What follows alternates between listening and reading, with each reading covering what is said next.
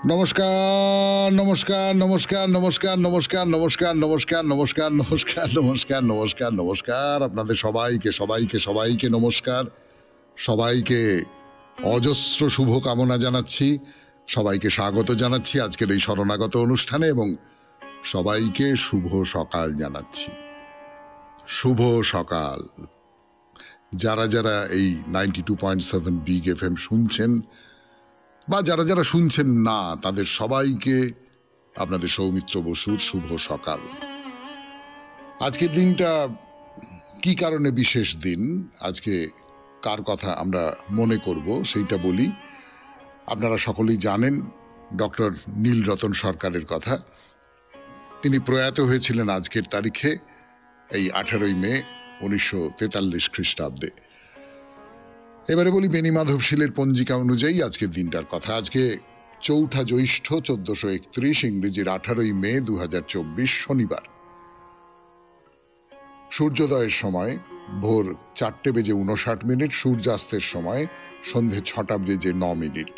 আজকে দশমী, উত্তর ফল্গুনী নক্ষত্র। জন্মে কন্যা রাশি, বৈশ্যবর্ণ, মতান্তরে শূদ্রবর্ণ নরগণ। রাত্রি 12:31 গতে দেবগণ। আমাদের হোয়াটসঅ্যাপে চিঠি পাঠাবার নাম্বার 9831922927। চিঠির গোড়ায় অতি অবশ্যই SG লিখতে হবে। আর আজকে তো শনিবার, আজকে আপনারা অনেকে মহাপুরুষের কথার উত্তর দিয়েছেন। তো সেই মহাপুরুষের কথার উত্তর দিতে গেলে কিন্তু আপনাকে SGর পরে একটু মহাপুরুষের কথা লিখতে হবে। এই হলো আমাদের দাবি বলতে পারেন, আকাঙ্ক্ষা বলতে পারেন, প্রার্থনা বলতে পারেন।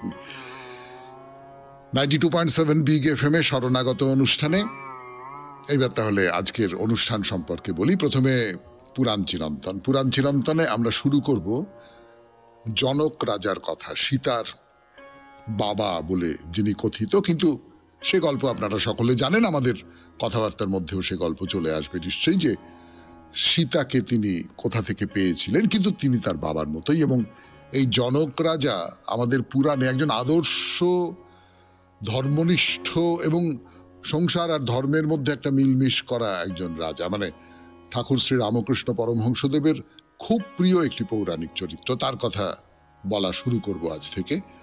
তারপর চলে যাব স্বামী বিবেকানন্দের রচনা থেকে পাঠ, বাহ্য পূজা। এই প্রবন্ধটি একটু দীর্ঘ প্রবন্ধ, সেইটা ক্রমান্বয়ে পড়ে শোনাচ্ছি আপনাদের। তারপরে কথামৃত থেকে পাঠ, ঠাকুরের সেই অমৃতময় কথা, আপনাদের চিঠিপত্রের উত্তর, আর তারপর মহাপুরুষের কথা।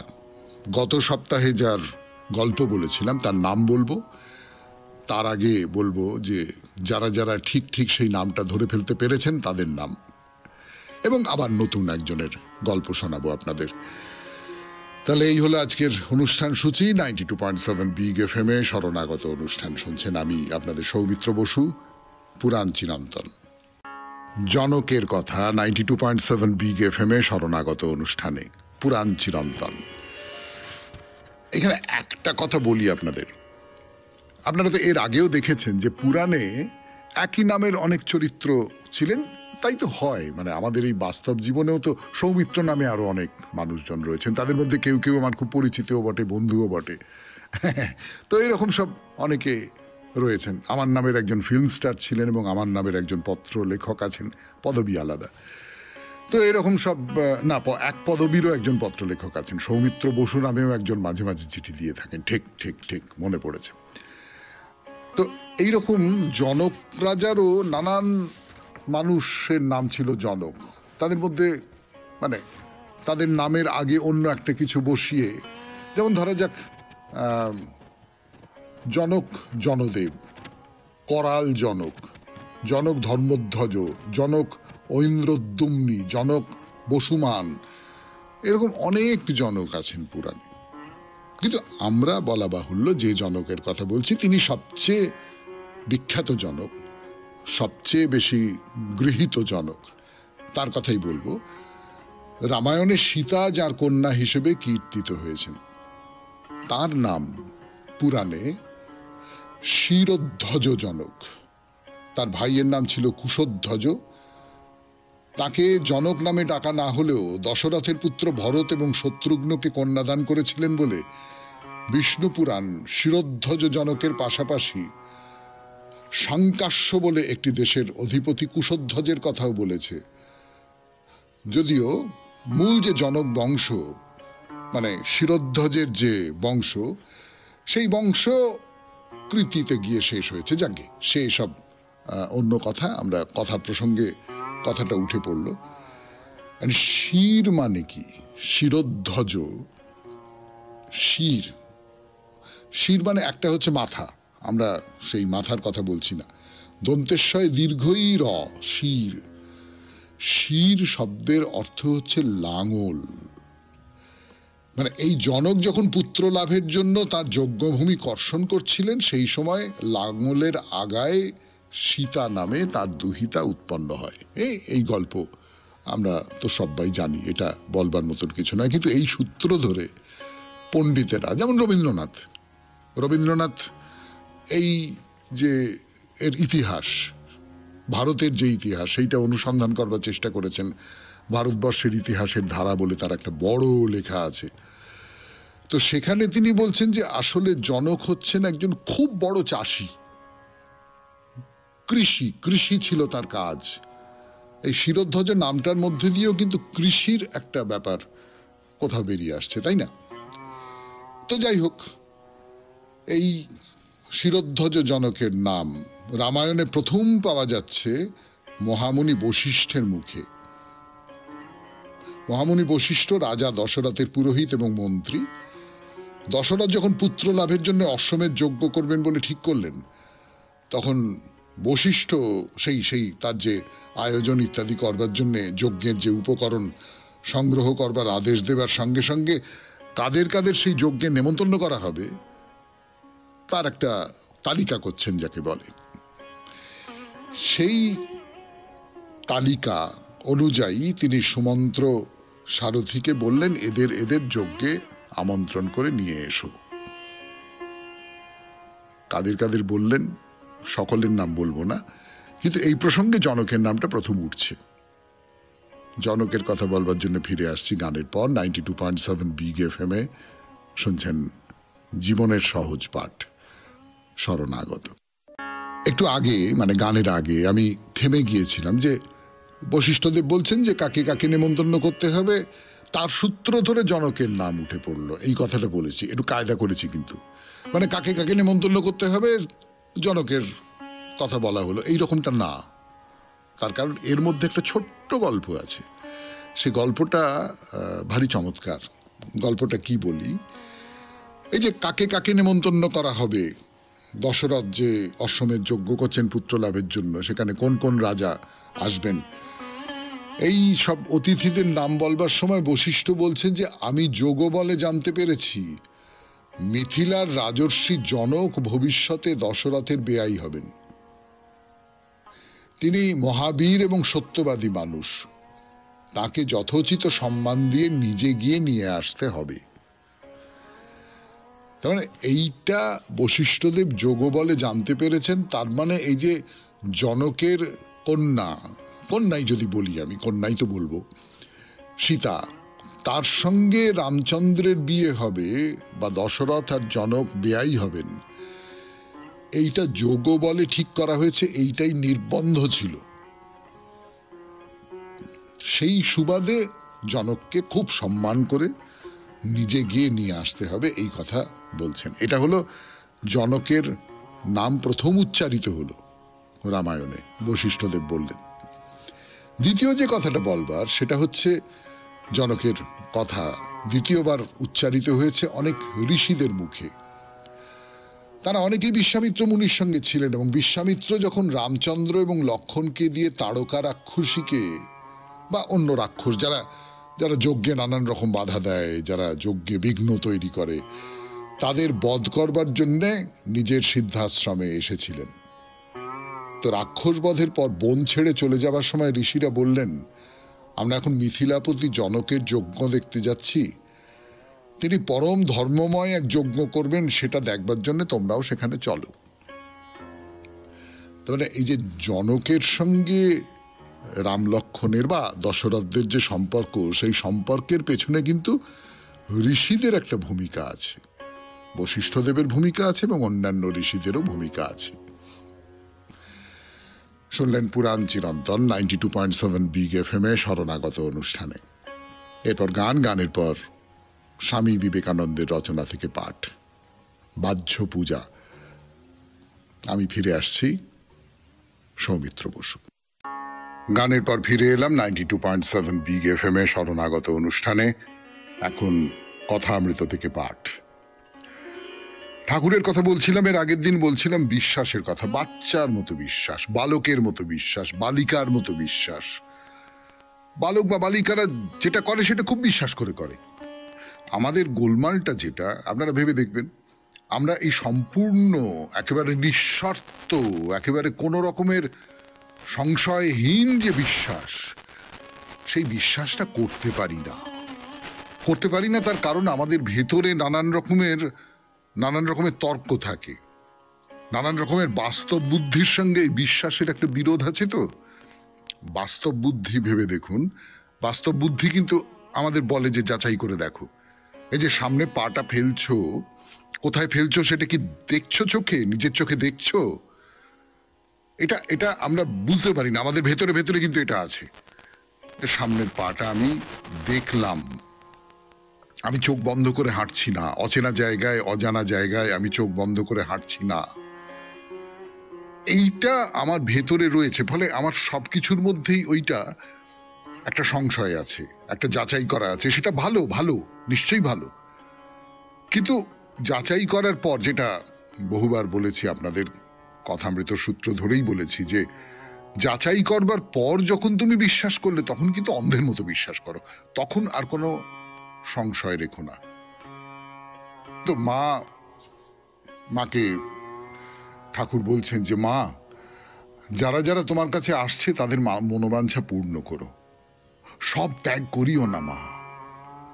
আচ্ছা, শেষে যা হয় করো বলে বলছেন যে মা, সংসারে যদি রাখো তো একবার দেখা দিস, না হলে কেমন করে থাকবো। এইটা একটা মারাত্মক কথা না?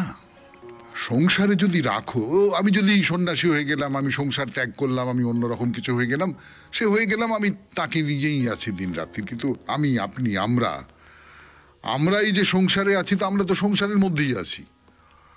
তো সেই সংসারের মধ্যে থাকতে থাকতে আমরা কখনো তাকে পাবো না, কখনো কোনো ইঙ্গিতে।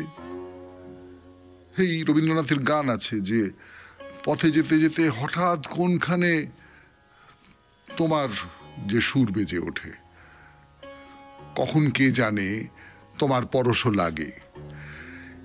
এই যে সংসারের মধ্যে আমরা বেঁচে আছি, তার মধ্যে কখনো তোমার স্পর্শ না থাকলে আমরা কি করে বাঁচব?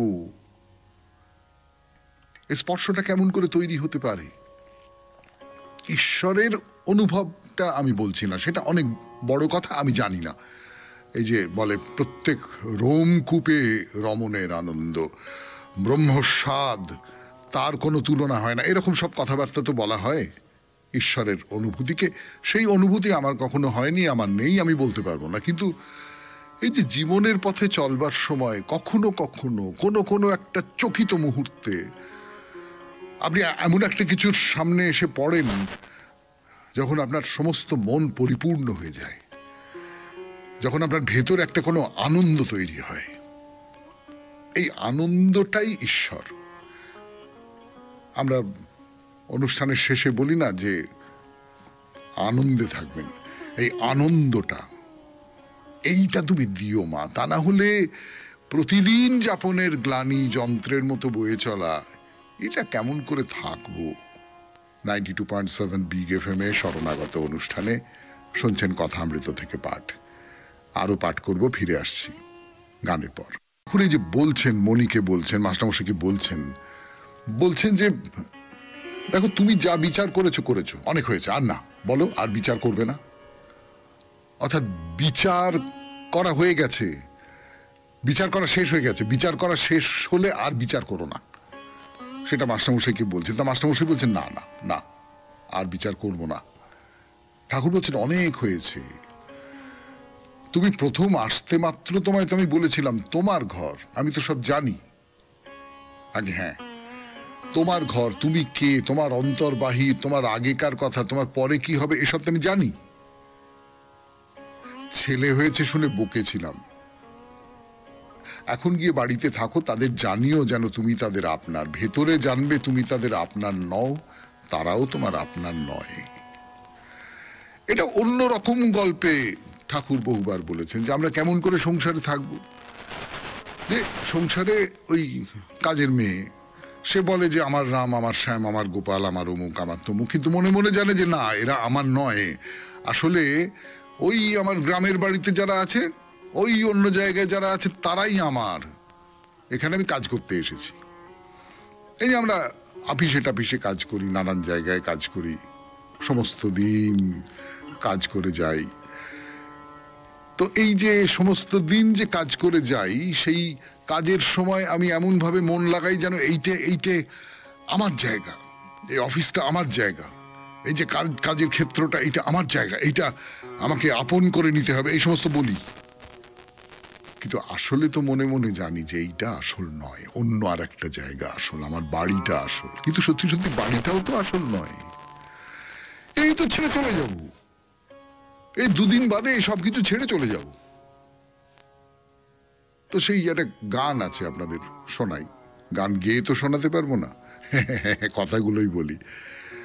বাড়ি গাড়ি এয়ার কন্ডিশন, রেডিও টেলিভিশন, যদি না থাকে তোমার রয় না পজিশন গো। মাটির নিচে অন্ধকারে যেতে হবে দুদিন পরে, সকলই কাইড়া লবে নিঠুর মরণ গো। তুই যা কিছু করেছেন, আমার বাড়ি, আমার গাড়ি, আমার এয়ার কন্ডিশন, রেডিও টেলিভিশন, কিচ্ছু আমার নয়। এই দুদিন বাদে চলে যেতে হবে, এটা আমরা সবাই জানি, মনে মনে জানি। তো সেই মনে মনে যে জানাটা, সেই জায়গা থেকে তুমি মনে জানো যে এই সংসারটা আমি করছি, আমি সমস্তটা খুব যত্ন নিয়ে করছি, কেউ বুঝতেই পারছে না, কাউকে বুঝতে দেওয়া যাবে না। কিন্তু আমি ভেতরে ভেতরে জানি এরা কেউ আমার নয়। আমি ভেতরে ভেতরে জানি যে এই সব কিছু ছেড়ে আমি চলে যাব অন্য আর একটা জায়গায়। এইটাকে আঁকড়ে রাখার কোনো মানে হয় না। যখন সময় হবে হাত ছাড়িয়ে বেরিয়ে যেন চলে যেতে পারি। 92.7 বিগ FM এ শরণাগত, আমি আপনাদের সৌমিত্র বসু। শুনছেন কথা অমৃত। এটা ঠাকুর বলছেন, এইমাত্র বললাম আপনাদের 92.7 বিগ FM এ শরণাগত অনুষ্ঠানে। সেটা হচ্ছে যে কিন্তু সংসারের মানুষকে বুঝতে দিও না যে তোমার অন্য আর একটা জায়গায় মন আছে। সংসারের মানুষ যেন মনে করে যে তুমি খুব সংসারী লোক, তুমি একদম সমস্তটা ঠিকঠাক ঠিকঠাক করছো। বলছে যে আর বাপের সঙ্গে প্রীত করো। এখন উঠতে শিখে তুমি বাপকে অষ্টাঙ্গে প্রণাম করতে পারবে না। অর্থাৎ পিতা, বাবা, তোমার জন্মদাতা, তুমি বড় হয়ে গেছো বলে তাকে প্রণাম করতে পারবে না। তো ঠাকুর বলছেন তোমায় আর কি বলবো, তুমি তো সব জানো, সব তো বোঝো। তো এই যে রাখাল মহারাজ তখন রাখাল, তিনি ঠাকুরের কাছে আছেন, কিন্তু এমন ব্যবহার বাবার সঙ্গে ঠাকুরের যে তার বাবাও খুশি, হ্যাঁ ঠিক আছে, ও কিছু খারাপ জায়গা নয়, এই রকমের একটা ব্যাপার। তা ঠাকুর কি বলছেন, মা আর জননী, যিনি জগৎ রূপে আছেন সর্বব্যাপী হয়ে, তিনি মা। আর জননী যিনি জন্মস্থান। আমি মা বলতে বলতে সমাধিস্থ হতুম, মা বলতে বলতে যেন জগতের ঈশ্বরীকে টেনে আনতুম। যেমন জেলেরা জাল ফেলে, তারপর অনেকক্ষণ পরে জাল গুটোতে থাকে, বড় বড় মাছ সব পড়েছে। এই ব্যাখ্যাটা খুব সুন্দর। একটা হচ্ছে মা আর একটা হচ্ছে জননী। জননী শব্দটা এসেছে জনন থেকে, অর্থাৎ যিনি জন্ম দিয়েছেন তিনি জননী। কিন্তু মা, এই যে মা শব্দটা আমার বলতে বলতে আপনাদের মনে হচ্ছে এই মা শব্দটার মধ্যে একটা বিস্তার আছে না। মা যেন চার পাঁচটা ছড়িয়ে পড়ছে। যেমন আমরা যেরকম বলি, আমি দুটো তুলনা করছি না, কিন্তু আমার মনে পড়ে গেল বলে বলি, ও এই এই এই এই যে এটা চলছে, সেই রকম করে মা বলে ছড়িয়ে যাচ্ছে এই কথাগুলো। এই তো কদিন আগে মাদার্স ডে গেল, মাতৃদিবস গেল। মায়ের আবার আলাদা করে দিবস কি আমি তা তো বুঝতে পারি না, কিন্তু যাই হোক, তবু ভালো একটা দিন আলাদা করে তার জন্য নির্ধারিত হয়েছে। তো সেই যে মা, সেই মাকে বলা হচ্ছে সর্বব্যাপী তিনি। তুমি যে চেয়ে আছো সারা আকাশ ভরে, সেই রকম হচ্ছেন মা। তো এই মা বলতে বলতে আমি একেবারে জগতের ঈশ্বরীর কাছে চলে যেতে পারি। যেমন জেলেরা জাল ফেলে তারপর অনেকক্ষণ পরে জাল গুটোতে থাকে, বড় বড় সব মাছ পড়েছে। আমি আমার যে ব্যক্তিগত মা, তার সূত্র ধরে আমি বড় মায়ের কাছে চলে যেতে পারি। শুনলেন কথামৃত থেকে পাঠ, 92.7 বিগ FM এ শরণাগত অনুষ্ঠানে। এরপর আপনাদের চিঠিপত্র।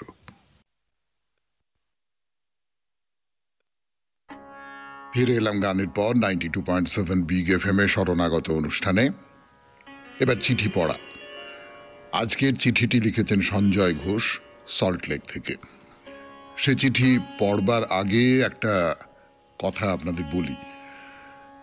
আমার নিজের খুব মনে হয়, মনের বাসনা বলতে পারেন, ইচ্ছে বলতে পারেন, সেটা হচ্ছে যে এই শরণাগত অনুষ্ঠানে আপনারা নিজেরা মিলে একটা বৈঠক তৈরি করুন। তাতে আপনাদের মধ্যে খানিকটা আদান প্রদানের জায়গা তৈরি হবে।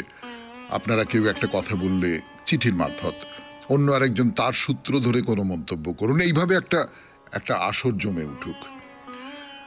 এই কথাটা বললাম এই কারণে যে সঞ্জয়বাবুর এই চিঠিটা পড়লে দেখতে পাবেন যে কিছুদিন আগে একজনের চিঠি আমি পড়লাম। সেখানে বলা হয়েছে যে রবীন্দ্রনাথ একাধিকবার ঠাকুর শ্রী রামকৃষ্ণ পরমহংসদেবকে দেখেছেন, তাদের মধ্যে একটা যোগাযোগ হয়েছে, ইত্যাদি ইত্যাদি ইত্যাদি ইত্যাদি। আপনাদের নিশ্চয়ই খেয়াল আছে যে আমি বলেছিলাম এই ঘটনাগুলোর কথা আমি জানি না। সঞ্জয়বাবুর চিঠিটা এর পরিপ্রেক্ষিতে পড়ে শোনাই। আমারও এই যে চিঠিতে যে তথ্যগুলো দিয়েছেন সেই তথ্যগুলো সম্পর্কে মনের মধ্যে সংশয় ছিল। আমি অন্তত কখনো এই রকমটা শুনিনি। সঞ্জয়বাবুও তাই বলছেন এবং যুক্তি দিয়ে বলছেন। খুব চমৎকার চিঠি।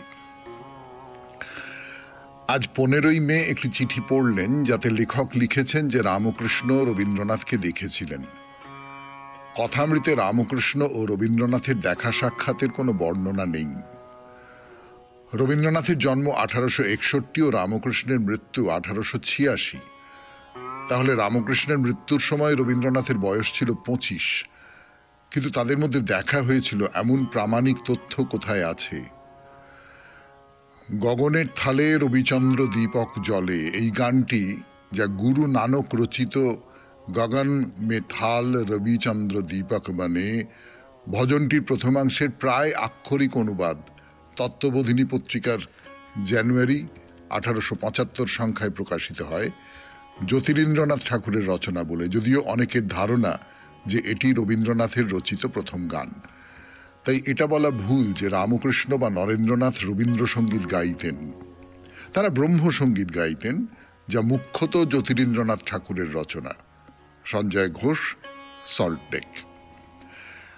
আগেই তো বলেছি যে রবীন্দ্রনাথের সঙ্গে রামকৃষ্ণর এই সম্পর্ক বিষয়ে আমি বলেছিলাম যে আমি সত্যি সত্যি কিচ্ছু জানি না, আমার কোনো ধারণাই নেই। চিঠিটা পড়ে একটা মতামত জানা গেল, কিন্তু সঞ্জয়বাবু যথেষ্ট যুক্তি দিয়ে দেখিয়েছেন যে না, এই কথাগুলো সত্যি হওয়া খুব মুশকিল, সম্ভবত সত্যি নয়। যারা মহাপুরুষ তাদের নিয়ে না নানান রকমের সমস্ত এই ধরনের গল্প গাথা চালু থাকে। যদি আবার বলছি যে এই গল্পটা আমি শুনিনি, এই ব্যাপারগুলো আমি শুনিনি, কিন্তু আমি একবার রবীন্দ্রনাথের যে শ্বশুর বাড়ি সেখানে গিয়েছিলাম বাংলাদেশে। সেখানে নানান গল্প প্রচলিত আছে যে রবীন্দ্রনাথ এই পুকুরে মাছ ধরতেন, রবীন্দ্রনাথ এইখানে, ইত্যাদি ইত্যাদি। সমস্তটাই গাল গল্প, মানুষ তৈরি করেন। এটাও সেই রকম করে তৈরি করাই। আপনাকে অনেক ধন্যবাদ সঞ্জয় বাবু এই চিঠিটা লেখার জন্য। এরপর না, আজকে তো শনিবার, আজকে তো বাইরে দূরে নয়, গত সপ্তাহে যে গল্পটি বলেছিলাম মহাপুরুষের গল্পে, যার কথা বলেছিলাম, সেই ঠিক উত্তরটা আপনাদের জানাবো। এবং সেই ঠিক উত্তর কারা দিয়েছেন একটা লম্বা লিস্টই, আমি ভাবতে পারিনি যে এত মানুষ এই ঠিক উত্তর দেবেন। তাদের নাম পড়ে শোনাবো।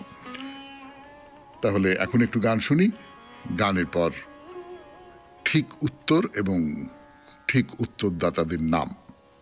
আমি আছি আপনাদের সঙ্গে, আপনাদের সৌমিত্র বসু। ফিরে আসছি 92.7 বিগ এফএম এ শনিবারের শরণাগত অনুষ্ঠানে। ফিরে এলাম গানের পর 92.7 বিগ এফএম এ শরণাগত অনুষ্ঠানে। গত শনিবার যে গল্প শুনিয়েছিলাম আপনাদের, যে মেয়ের বৈধব্য যোগ আছে, বাবা অনেক গণনা করে দেখলেন একটা বিশেষ মুহূর্তে যদি মেয়ের বিয়ে দেওয়া যায় তাহলে মেয়ে বিধবা হবে না, কিন্তু বালু ঘড়ি মুক্তোর দানায় আটকে যাওয়ার ফলে সেই শুভক্ষণটা পেরিয়ে গেল। কার কথা বলেছিলাম? সেই বিখ্যাত গণিতজ্ঞ, তার নাম হচ্ছে ভাস্করাচার্য এবং তার কন্যার নাম হচ্ছে লীলাবতী। এই দুটি প্রশ্ন ছিল এবং আমার প্রায় ধারণাই ছিল না যে এই কাহিনীটা, এটা কিংবদন্তি, সত্য কিনা বলা মুশকিল, এই কিংবদন্তিটা এত মানুষ জানেন। যারা জানেন তাদের নাম একটু বলি আপনাদের। সৌরদীপ সেনগুপ্ত, মধ্যমগ্রাম, উত্তর 24 পরগনা। শর্মিষ্ঠা সেনগুপ্ত, মধ্যমগ্রাম, উত্তর 24 পরগনা। জয়শ্রী পাল, শ্যামনগর, উত্তর 24 পরগনা। ডক্টর পার্থ চ্যাটার্জি, আমতা, হাওড়া। মুকুল কুমার বর্মন, মল্লিকপুর, ঘোষপাড়া। আলেয়া ভট্টাচার্য, মল্লিক আটি, ছোট চাঁদপুর, রাজারহাট, বিষ্ণুপুর, কলকাতা 135।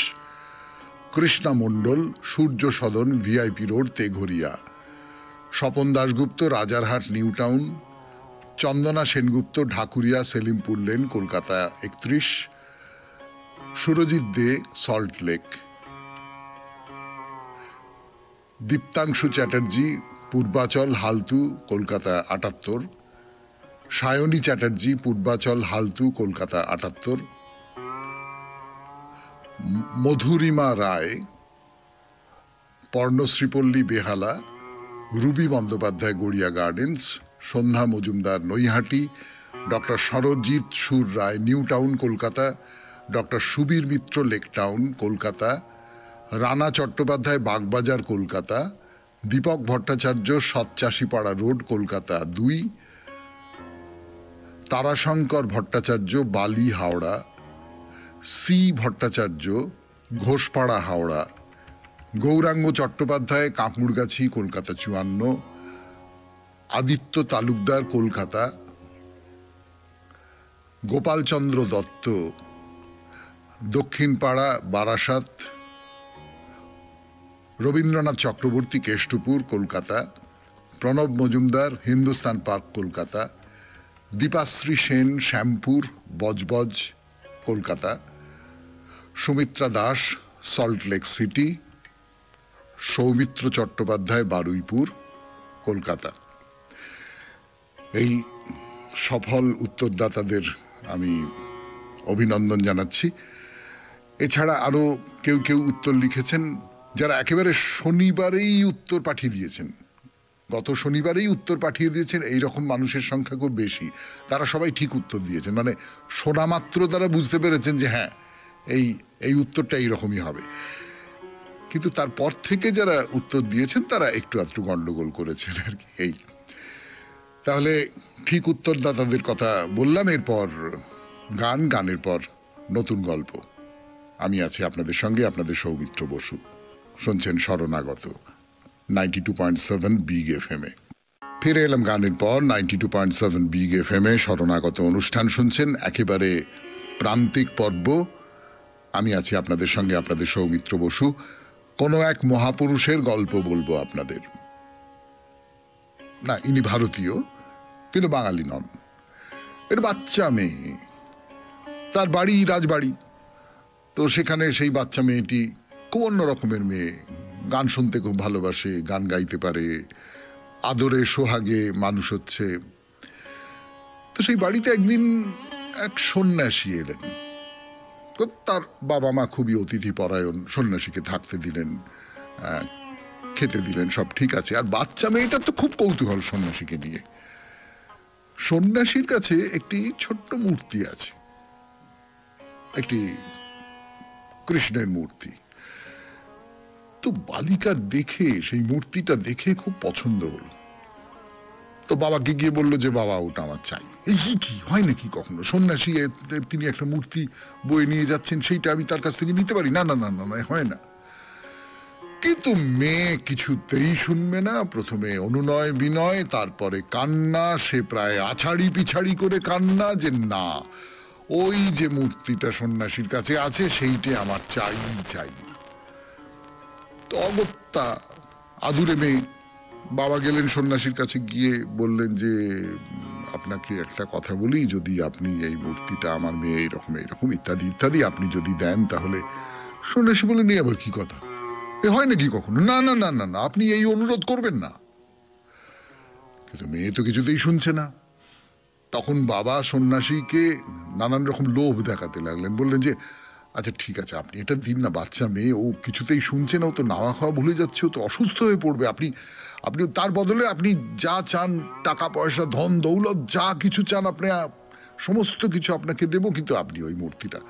সন্ন্যাসী তো ভয়ঙ্কর রেগে গেলেন, রেগে গিয়ে বলে যে না না না না না না, এই সমস্ত অনুরোধ করবেন না। এই কি পাপির ঘর, আমার দেবতা, সেই দেবতাকে কেড়ে নিতে চাইছে বলে সন্ন্যাসী রেগে বেগে রেগে বেগে চলে গেলেন। মেয়ে তো কাঁদে, সে একটা সাংঘাতিক ভয়ঙ্কর অবস্থা।